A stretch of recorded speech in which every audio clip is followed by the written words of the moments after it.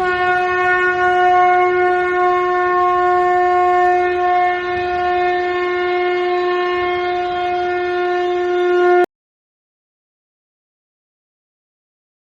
धारणा ऐसी होनी चाहिए कि भगवान का दर्शन हो जाए, और यहाँ तो फूल माला चढ़ाने की भी आवश्यकता आपको नहीं है। पूजा, मानसिक पूजा इसको आप कह सकते हैं, मानसिक पूजा करिए, ज्यादा तामझाम की आवश्यकता इसमें नहीं है। मानसिक पूजा से ही भगवान का दर्शन आपको तत्काल हो जाता है। अगर ये सत्य प्रमाणित है कि मानसिक पूजा से दर्शन आपको भगवान का तत्काल हो जाना ही तय है, क्योंकि भगवान जल्दी प्रार्थना से, जो प्रार्थना हृदय से की जाती है उसे सुनते हैं, उसे तुरंत सुनते हैं भगवान। तो आप सभी मानसिक पूजा कीजिए, मानसिक पूजा को बढ़ोतरी दीजिए। हाँ, आप करते हैं, आपका दैनिक कार्य है कि हम भगवान को नहलाते धुलाते, ये सब तो आप कर सकते हैं। यदि आप कर्मकांडी हैं या जो भी हैं, आप यदि विधि विधान से पूरी पूजा करते हैं, ठीक है, करिए, इसमें कोई आपत्ति नहीं है। पर करते करते उस पूजा में विधि ना हो, उस पूजा में भक्ति भी हो। थोड़ा सा उस यज्ञ में, उस जो पूजा की सामग्री है, उस सामग्री में थोड़ी सी भक्ति डाल दीजिए, थोड़ा सा प्रेम डाल दीजिए, थोड़ा समर्पण डाल दीजिए, तो ये सार्थक पूजा आपकी मानी जाएगी। ये पूजा आपकी सार्थक मानी जाएगी। ये पूजा जो आप कर रहे हैं, धूप दीप जला करके, जो भी, अच्छा, धूप के विषय में यदि बात करें, चर्चा यहाँ करें, तो धूप हम लोगों के सनातन धर्म में देखेंगे तो धूप जलाया जाता है। धूप जिसे बनाया जाता है, छोटे से होते हैं डब्बे में, उसे बनाया जाता है। जो बांस की तीलियों वाली जो अगरबत्ती होती है, जिसे अगरबत्ती कहते हैं, उसे जलाना निषेध है हमारे धर्म में। क्यों निषेध है, इसका भी मैं कारण आपको बता देता हूँ कि जब कोई व्यक्ति मरता है, जब कोई व्यक्ति मरता है तो उसे सीढ़ियों पर, बांस की सीढ़ी पर लेकर जाया जाता है। सही, सच बात है, बांस की सीढ़ी पर ले जाया जाता है लिटा करके। अब ये बताइए, सीढ़ी तो अंतिम संस्कार में जला नहीं सकते, सीढ़ी नहीं जला सकते ना, सीढ़ी नहीं जलाई जाती है अंतिम संस्कार में, सीढ़ी नहीं जलाई जाती है, चिता पर रख दिया जाता है, उठा करके पार्थिव शरीर को चिता पर रख दिया जाता है। तो सीढ़ी नहीं जलाई जाती मरने के बाद, तो मृत्युपरांत सीढ़ी नहीं जलाई जाती। बांस का जलना निषेध माना गया है, सीढ़ी नहीं जलाई जा सकती। तो उस समय अगरबत्ती जो है जला सकते हैं। बांस की सीढ़ी नहीं जला सकते तो अगरबत्ती उस समय जलाया जाता है। अगरबत्ती जलाकर देखेंगे कि जब कांधा दिया जाता है, जब लेकर चलते हैं मणिकर्णिका की यात्रा में, शमशान की यात्रा में, यदि शव को ले जाया जा रहा हो तो उसके साथ पीछे पीछे हाथ में लाई और अगरबत्ती लिया हुआ एक व्यक्ति चलता रहता है, बोलता है राम नाम सत्य है। इसका भी अर्थ यही है कि राम का ही नाम सत्य है। राम को उल्टा कर दीजिए तो मरा, और मरा तो सत्य हुआ राम का नाम। राम का ही नाम सत्य है, मृत्यु सत्य है, तो भाई राम भगवान है, सत्य है, सच्चिदानंद भगवान है। तो ये धूप जलाना हमारे धर्म में माना गया है, क्योंकि अगरबत्ती में, तीलियों में बांस की तीली होती है, वो जब मृत्यु होती है किसी की तब जलाया जाता है, ऐसे ही नहीं जला दिया जाता। धूप जलाने का विधान है हमारे सनातन धर्म में। धूप जलाएंगे, अच्छी सुगंध आएगी। अगरबत्ती का क्या है, अगरबत्ती थोड़ी सी सुगंध देगी, बांस का ही सुगंध ज्यादा देगी। नेगेटिव एनर्जी, वो नेगेटिव एनर्जी वो स्वीकार नहीं होती। भाई सुगंध है, आप यदि कहें कि सुगंध है, सुगंध तो सुगंध भगवान लेंगे, ले तो लेंगे, लेकिन ये जो हमारे संस्कार हैं, हमारे जो विधि विधान हैं, आप नहीं अगर जानते होंगे तो बता दूंगा कि बांस को जलाना केवल जब मृत्यु होती है किसी की, जब कांधा दिया जाता है तो अगरबत्ती जलाई जाती है, तभी अगरबत्ती जलाने का विधान है, बस उसके अलावा कभी नहीं। धूप जला सकते हैं, धूप जला सकते हैं, दीप जला सकते हैं, आप अगरबत्ती जलाने का विधान नहीं है। अच्छा, बात हो रही थी भगवान की पूजा की, तो पूजा ये होती है, आप कोई भी पूजा कीजिए, मानसिक पूजा सब में श्रेष्ठ है, क्योंकि यही आपकी भक्ति का फल देने वाला है। यही भक्ति का फल, एकमात्र मानसिक पूजा ही सब में श्रेष्ठ है। इसके लिए आपको कहीं नहीं जाना होगा, कहीं भी दौड़ भाग नहीं करना होगा, केवल भगवान की मानसिक पूजा ही कीजिए। मानसिक पूजा श्रेष्ठ पूजा। और कोई पूजा, भगवान कहते हैं कि जिस पूजा में केवल विधि ही विधि हो और प्रेम तथा भक्ति ना हो, उस पूजा को मैं स्वीकार नहीं करता। साफ बात कह दिया भगवान ने, मानिए आप लोग। हाँ, भरत जी चले हैं मनाने रामचंद्र जी को, भरत जी रामचंद्र जी को वन में चले गए मनाने। हाँ, तीनों माताएं चल रही हैं सफेद साड़ी पहने हुए। दशरथ जी परलोक सिधार गए। राम जी के वियोग में देखिए श्रवण जी का श्राप फल गया। श्रवण जी के माता पिता ने श्राप दिया था, मीन श्रवण जी की माता पिता ने, कि जाओ जिस प्रकार से हम पुत्र वियोग में मर रहे हैं, उसी प्रकार से तुम्हारे प्राण भी पुत्र वियोग में तड़पते हुए निकलेंगे। बड़े व्याकुल हो जाओगे राजा, तुम्हारे प्राण तड़पते हुए निकलेंगे, वो भी पुत्र वियोग में। अब दशरथ जी को तो मिला तो श्राप, लेकिन पुत्र वियोग में मरने का श्राप मिल गया। देखिए ये तो अब दशरथ जी चले गए परलोक, भगवान के धाम में चले गए, क्योंकि भगवान के पिता थे, भगवान के पिता बने हैं राजा दशरथ जी। तो भगवान का जन्म सदा से असाधारण होता आया है। भगवान का जन्म सामान्य नहीं होता कभी। भगवान का जन्म जब भी हुआ है असामान्य स्थिति में हुआ है।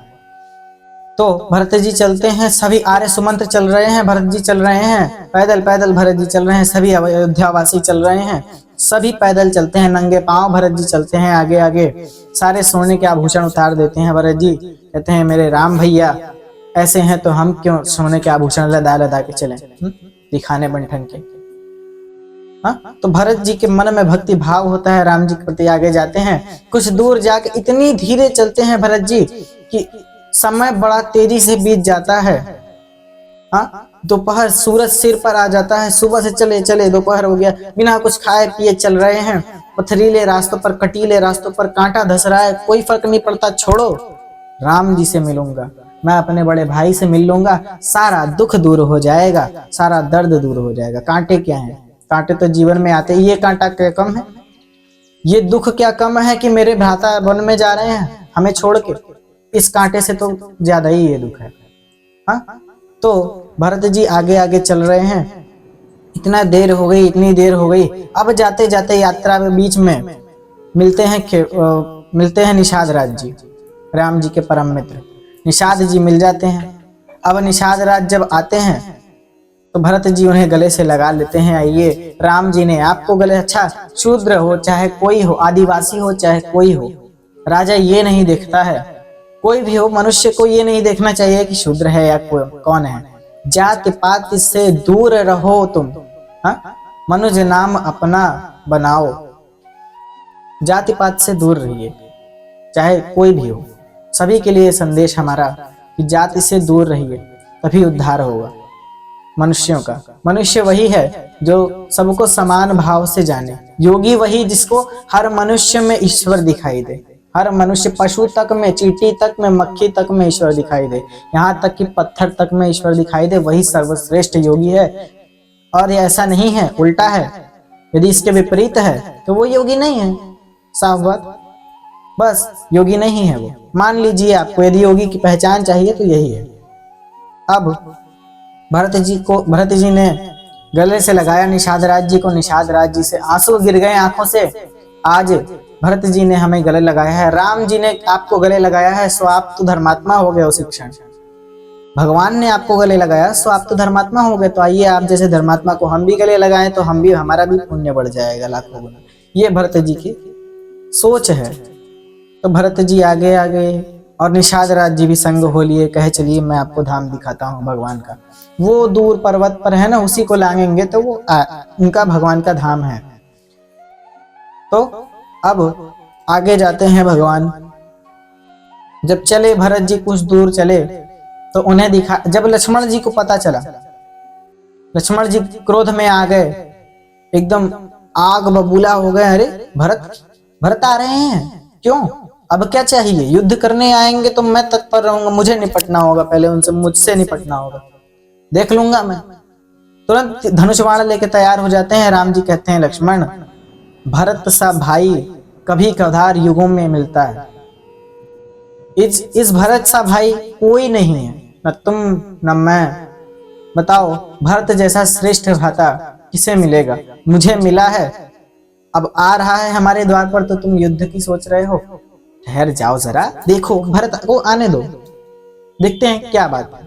माताएं आ रही हैं, सभी लोग आ रहे हैं, तो आने दो, बात करेंगे, अच्छे से बातचीत होगी। राम जी समझाते हैं कि रुक जाओ। लक्ष्मण जी रुक जाते हैं, कहते हैं ठीक है प्रभु। अब लक्ष्मण जी से रहा नहीं जाता तो बूढ़ा बेचारा, एक बूढ़ा आकर बोलता है कि जब लक्ष्मण जी चल देते हैं धनुष बाण लेकर के, तो बूढ़ा उन्हें कहता है कि भरत सा कोई चरित्र नहीं है इस पूरे रघुवंश में, पूरे रघुवंश में भरत समान नहीं कोई भाई। तो लक्ष्मण जी समझ जाते हैं कि नहीं, अब ये बूढ़ा सही कह रहा है भाई, तो ठीक है। राम जी अब उनको गले से लगाते हैं, लक्ष्मण जी आगे जाते हैं, भरत जी से मिलाप हो जाता है। राम जी का भरत को देखते सुने भरत आ रहा है, मेरा भाई भरत, तुरंत नंगे पांव दौड़ जाते हैं रामचंद्र जी उठ करके। ये भगवान की देखिए लीला। नहीं मानते हैं कि मैं छोटा हूं या बड़ा हूं, मैं बड़ा हूं सही, अच्छा मैं बड़ा हूं, भरत आ रहा है, अरे मैं बड़ा हूं, उसे मेरे पास आना चाहिए, मैं दौड़ क्यों जाऊं। ये नहीं था राम जी में, हाँ रामचंद्र जी ये नहीं था उनके अंदर कि मैं बड़ा हूं, उसे मेरे पास आने दो, पांव पड़ने दो, ये नहीं। या जिसके माता ने मुझे निकाल दिया, मेरे परिवार वालों को महल से निकाल दिया, उससे मैं क्यों मिलूंगा, उससे मैं नहीं मिलूंगा, क्यों आ रहा है, भगाओ उसे। ये सब नहीं था उनमें। आज के लोग में यदि देख ले तो अगर कोई पड़ोसी भगा दे तो कहेगा अरे इसकी माँ ने तो भगा दिया था, क्यों जाए इसके द्वार पे, हटो ना। प्रेम सबसे आ रहा है कोई भाई, जिससे आप ये भाव बनाइए कि जो हमसे बोलेगा हम उससे बोलेंगे, जो हमसे नहीं बोलेगा ठीक है दूर रहो, कोई दिक्कत नहीं है, बोलोगे सो बोलेंगे, नहीं बोलोगे सो नहीं बोलेंगे। रामचंद्र जी ने ऐसा किया। रामचंद्र जी तुरंत दौड़कर चले गए, सब कुछ छोड़ छाड़ के, छोड़ो मेरा भरत आ रहा है, पहले उससे मिलूंगा मैं। रामचंद्र जी जाते हैं दौड़ते हुए। हाँ, भ्रात विलन की व्यग्रता कहीं चरण कहीं ध्यान। जब भरत जी का आने का समाचार मिलता है तो रामचंद्र जी चल देते हैं। कहीं चरण है, कहीं पर ध्यान है, कहीं कांटों में लथपथ हुए जा रहे हैं, तीर तुरीण कहीं फेंका है, हाँ जटा वटा कैसे भी जैसे जा रहे हैं दौड़ के। तुरंत गले लगाते हैं, माताओं के पैर पड़ते हैं, आते हैं कुटिया में आते हैं भरत जी। भरत जी आ गए।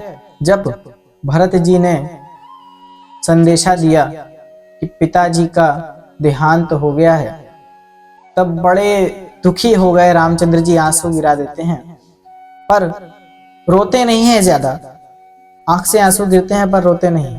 रामचंद्र जी बड़े दुखी हो जाते हैं। अब भरत जी कहते हैं कि भैया आप हमारे साथ अवध वापस चलिए, सारे अवधवासी आपको बुलाने आए हैं, हम बड़ी आस लेकर के आपके पास आए हैं, मना मत कीजिएगा, आप हमारे साथ चलिए। और भरत और अयोध्या का राजकाज तो आप ही को संभालना है, आप ही को सारा, आप राजा हो हमारे, आप ही चले जाओगे तो राज्य कौन संभालेगा। हाँ भरत जी ने ये कहा। तो राम जी बोलते हैं भरत तू है मेरा भाई, तू मेरा ही अंश है, तो तू चला मेरा राज्य। हाँ भरत बोलते हैं कि राम बोलते हैं हे भरत चिंता न करो, मैं आऊंगा भरत, अपने पिता की आज्ञा का पालन कर रहा हूं, मुझे पिता की आज्ञा का पालन करने दो। पिता ने आज्ञा दी है कि 14 वर्षों का वनवास तुझे भेज रहा हूं, तो काट कर ही आना। सो मैं 14 वर्षों का वनवास जब काट लूंगा तो ही आऊंगा, जाओ तुम राज्य चलाओ। तो भरत जी कहते हैं कि अच्छा आप नहीं आ रहे हो, माता सीता का आशीर्वाद लेते हैं, चरण स्पर्श करते हैं, तीनों माताओं के राम जी चरण स्पर्श करते हैं। ऋषि वशिष्ठ आते हैं, जितने विद्वान लोग रहते हैं, सबकी आंखों से आज झरझर आंसू गिर रहे होते हैं। कितना मार्मिक दृश्य होता है, हाँ सबकी आंसू से आंसू गिर रहे हैं। उठाते हैं, भगवान कहते हैं कि भरत मैं तो नहीं आ सकता, तुम मांग लो जो मांगना है। तो भरत जी कहते हैं कि हे प्रभु, हे मेरे बड़े भ्राताश्री, हे रामचंद्र जी, यदि आप नहीं आ रहे हैं तो कृपया मुझे अपनी चरण पादुका दे दीजिए। चरण पादुका पदत्राण मांग लेते हैं भरत जी और कहते हैं हे भगवान, मैं इसी पदत्राण को सिंहासन पर रखकर उसकी पूजा करूंगा, और आज से आपका राज्य पाठ संभाल तो रहा हूं आपका आदेश सिरधर के, लेकिन सिंहासन पर नहीं बैठूंगा, सिंहासन पर आपका ये चरण पादुका रहेगी, और जैसे आप रहते हो वैसे भी मैं भी रहूंगा। राम जी ने कुछ कहा नहीं, राम जी मुस्कुरा दिए। भरत की ऐसी प्रेम भावना देख करके भाई के प्रति, तो ये छोटे भाई का कर्तव्य है कि बड़े भाई के प्रति समर्पित हो जाए, बड़े भ्राता का जमकर सेवा करे। हाँ, अरे तुम हमें ये नहीं बोलते हो तो हाँ, तुम हमारी सेवा नहीं करते हो तो हम तुम्हारी सेवा क्यों करें? ये नहीं होना चाहिए। छोटे भाई का धर्म है कि बड़े भ्राता को भगवान मान करके सेवा, रामचंद्र जी मान करके खुद को स्वयं लक्ष्मण माने, स्वयं को भरत माने और रामचंद्र जी को, अपने बड़े भ्राता को रामचंद्र जी माने और उसकी सेवा करे, तो उसे भाई होने का, तब वो भाई होने के सार्थक हो जाता है, तब उसका जन्म सार्थक होता है। तभी भाई की सेवा इस प्रकार से करनी चाहिए। भरत जी तो राम जी ने खड़ाऊ दे दिया और भरत जी उठाते हैं और अपने शीश पर सादर धर देते हैं, शीश पर धर कर चलते हैं। हाँ, सभी आशीर्वाद लेते हैं, गुरु वशिष्ठ से रामचंद्र जी आशीर्वाद लेते हैं। राम और भरत जी शीश पर आंसू लेकर आंखों में और शीश पर खड़ाऊ रख करके चल देते हैं। राम भक्त ले चला रे राम की निशानी, शीश पर खड़ाऊ अखियों में पानी, राम भक्त ले चला रे राम की निशानी। तो राम जी की निशानी भरत जी पदत्राण लेकर के चल देते हैं, अपने साथ लेकर के चल देते हैं अवधवासियों को। राम जी ने पिताजी का तर्पण किया, विधिवत तर्पण करके पिताजी का रामचंद्र जी ने गंगा माँ का आशीर्वाद ग्रहण किया और आते हैं वापस अपने वन में आते हैं। एक दिन क्या होता है कि रामचंद्र जी वाटिका में बैठे होते हैं वन में कहीं, और सीता माता के केश संवार रहे होते हैं, मस्त फूलों में गजरा लगा रहे होते हैं, फूलों में गजरा लगा रहे होते हैं, फूल और गजरा बना करके सीता माता के जटाओं में गजरा सजा रहे होते हैं। तो जयंत जो इंद्र का पुत्र है, जयंत कौवे का रूप धर कर आता है, कहता है देखूं तो भगवान राम की शक्ति कैसी है, रामचंद्र जी की जरा शक्ति को देखो कि अरे ये भगवान है भी कि नहीं। इतने ऐसे रोने लगते हैं तो छोटी छोटी बातों में। तो अब जयंत आया कौवे का रूप धर के, काग का रूप धर के आता है जयंत, और सीता माता की परीक्षा लेता है। देखिए रामचंद्र जी की, राम की शक्ति की परीक्षा लेता है, और वो बचेगा नहीं हमको तो लगता है। तो वो क्या करता है, अपनी तीखे चोंच से सीता माता के चरणों पर प्रहार कर देता है। सीता माता के चरणों से खून रक्त बहने लगता है झरझर झरझर, और रामचंद्र जी तुरंत देखते हैं कि अरे इसने क्या दुष्टता की। जयंत की धृष्टता से क्रोधित हो गए भगवान राम, और वहां धनुष बाण तो लेकर आए नहीं थे, बाहर उपवन में धनुष बाण लेकर नहीं आए थे रामचंद्र जी। तो उन्होंने घास उठाया, घास का तिनका उठाया, त्यों ब्रह्मास्त्र का साधन किया, ऐसे ही फेंक दिया, घास उठा के ब्रह्मास्त्र बन गया, उसके ब्रह्मास्त्र बन के उस जयंत के पीछे लग गया। अब वो जयंत ब्रह्मांड के हर एक लोकों में भाग रहा है, इधर से उधर भाग रहा है, पर ब्रह्मास्त्र पीछा ना छोड़े। शंकर जी के पास गया, शंकर जी का नाना हमें मरना नहीं, जाओ यहां से जल्दी भागो, राम बाण है, ये राम बाण है, राम बाण है, तो आप भागो यहां से जल्दी। अब उसके पीछे लग गया। अब क्या करे जयंत, अब इंद्र के पास गया तो इंद्र भी कहे नहीं नहीं यहां से नहीं, जाओ निकलो भागो, यहाँ नहीं। अब ब्रह्मा जी के पास गया तो ब्रह्मा जी भी मना कर दिए, शंकर सहस विष्णु अज कोही सकहि न राखे राम कर द्रोही। राम के द्रोही को कौन रखेगा, कोई नहीं। शंकर सहस विष्णु अज कोही सकहि न राखे राम कर द्रोही। जयंत ने पाप किया तो नारद जी मिले, नारद जी ने कहा अच्छा तुम क्यों भटक रहे हो यहाँ पर। तो जयंत ने कहा कि ऐसी ऐसी बात है प्रभु, हमें क्षमा कर दीजिए, बड़ी भूल हो गई। नारद जी ने कहा जाओ तुरंत सीता माता के चरणों में जाओ, जिनके चरणों पर तुमने प्रहार किया है उसी के चरणों में जाओ, उसी की चरण ग्रहण करो, उसी की शरण ग्रहण करो, तब तुम्हारा कल्याण होगा, तब बचेंगे प्राण, वरना तो जय राम जी की हो जाएगी। अब वो गया, दौड़ के तुरंत माता सीता के चरणों में पड़ गया। तुरंत भगवान राम, माता सीता ने कहा रोक लीजिए ब्रह्मास्त्र को। भगवान राम ने ब्रह्मास्त्र रोक लिया, अपने वापस ब्रह्मास्त्र अपने पास रख लिया भगवान राम ने। माता सीता के आशीर्वाद से वो जयंत बच जाता है। तो भगवान की शरण ग्रहण करने का ये लाभ होता है कि हर प्रकार की विपदा से आपको मुक्ति मिल जाती है। आप भी भगवान की शरण ग्रहण कीजिए।